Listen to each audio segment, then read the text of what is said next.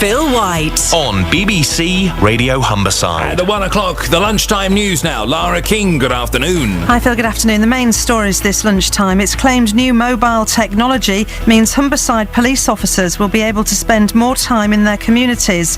2 men are jailed for their part in an armed robbery at a jeweller's in Beverley. And it was a big weekend for Grimsby's trio of Strictly Come Dancing stars. BBC Radio Humberside. News at 1.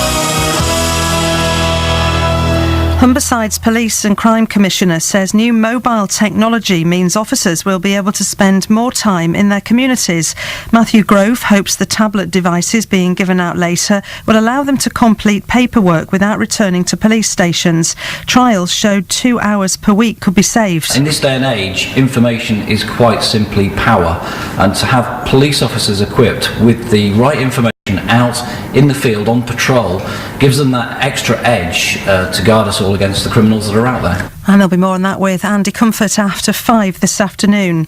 2 men have been jailed for their part in an armed robbery at a jeweller's in Beverley in August 2013. Kevin Smith got 12 years and Jack O'Neill 9 years. They pleaded guilty to conspiracy to commit robbery after police said the pair had been watching the Guest and Phillips shop before the raid. High-value watches were taken in the robbery.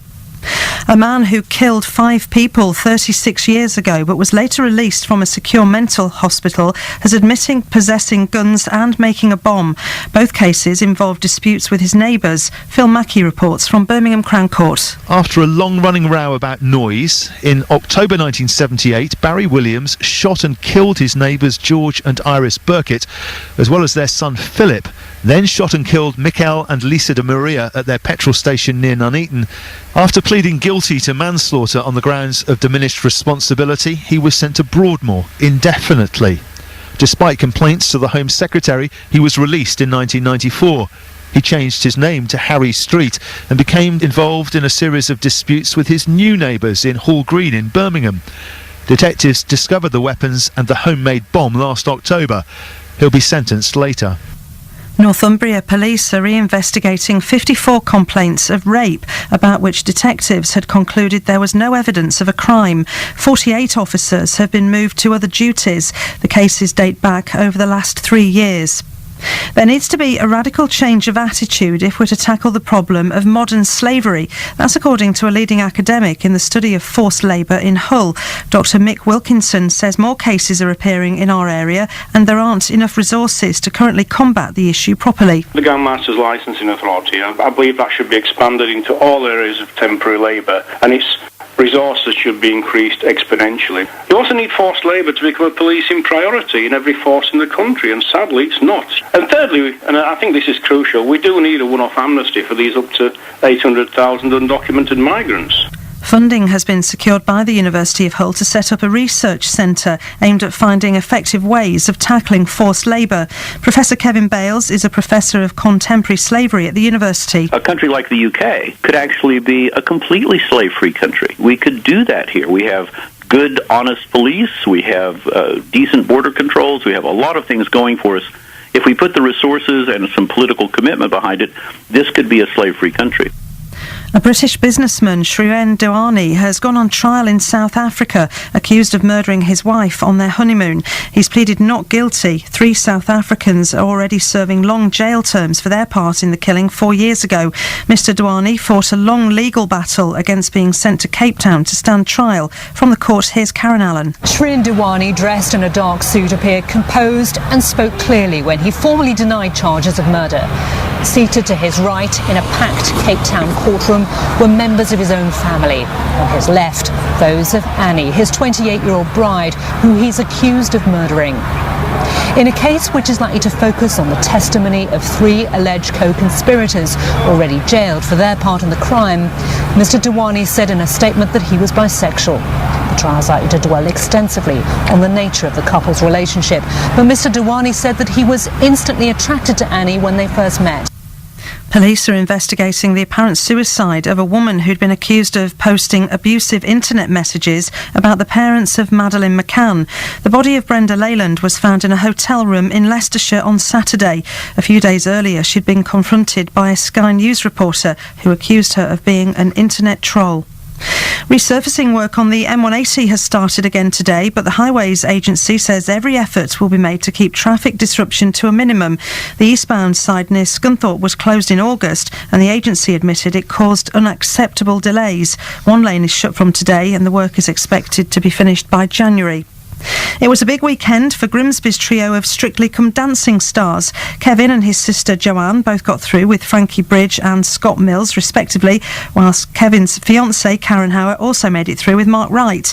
Kevin and Joanne's dad, Keith Clifton, says he's really proud of them. It's a very humbling experience with our kids being out there. It's, there's 10 million people looking at this programme, voting and spending money on our kids. It's extremely humbling. BBC Radio Humberside Sport. And all your lunchtime sport now from Tim Steer. Thanks, Lara. Good afternoon. Hull City manager Steve Bruce has praised the impact leading scorer Nikita Jelavic has had on his team so far this season.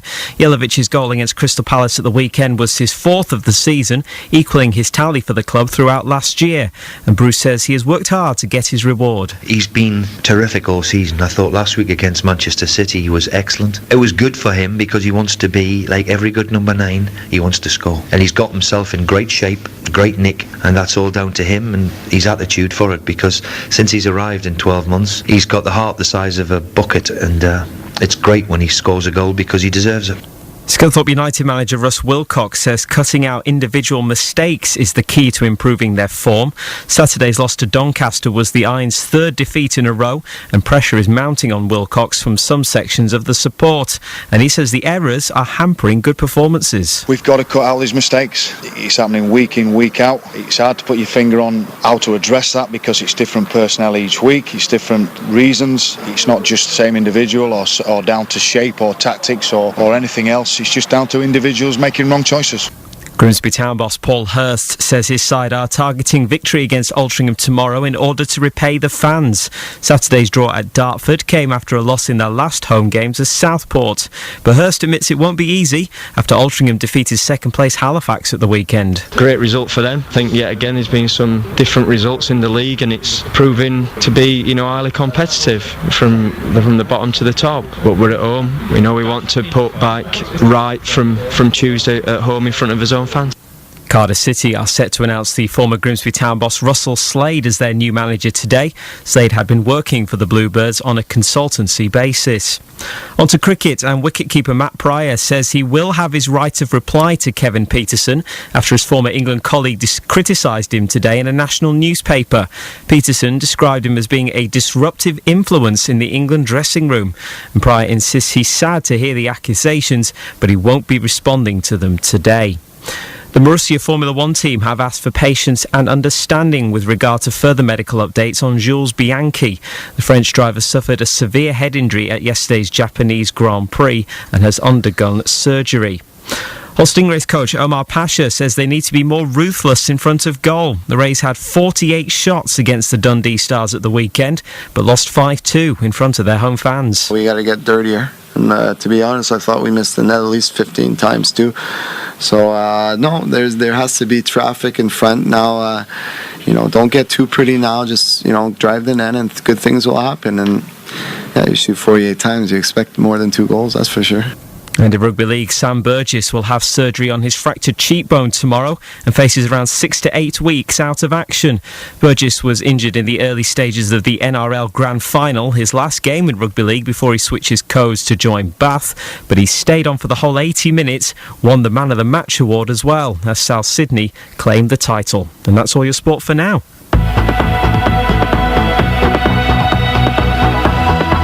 It's time for all your travel news, and here's Greg Edwards. In Scunthorpe, first of all, Simon gave us a call a little while ago to tell us about a tree falling across Ferriby Road. Now, the police tell us they've quickly moved that tree out of the way, so things should be back to normal there. The M180, meanwhile, daytime roadworks are underway now between Junction 2, the Belton turn-off, and Junction 3 at Scunthorpe, with a lane closure in both directions, but those restrictions should be lifted by about 3:30 this afternoon.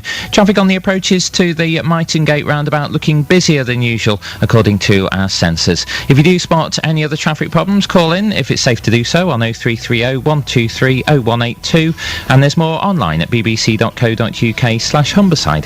Thanks, Greg. Let's get the latest lunchtime weather now. Here's Paul Hudson. A cloudy afternoon with further outbreaks of rain at times and feeling quite cold with highs of 11 Celsius, that's 52 degrees Fahrenheit. This evening and overnight, cloudy at first, still a risk of a bit of patchy rain, but it will become dry, some mist and fog later, lows of 7 degrees. A grey start tomorrow. It will brighten up with a risk of showers. And that's the latest news from BBC Radio Humberside. We'll have an update for you at 2. Very good, thank you very much. On your marks, get set, bake! It's the final week of the Great British Bake Off, and the oven gloves are off. Don't expect winning to be a piece of cake. I think they're fairly uniform, apart from that one. Half-baked ideas just won't cut it. I don't think it matters, to be honest. Don't tell Paul that. At this stage, good enough just isn't good enough. My layers of mascarpone are uneven. They're going to notice that. Oh, we'll notice all right. With just 3 bakers left, the heat is on high. The Great British Bake Off, the final, on Wednesday night at 8 on BBC One and BBC One HD. Can't wait. It's National Cake Week this week as well. Did you know that? This is Phil White. On BBC Radio Humberside. I don't want any cake necessarily. Oh.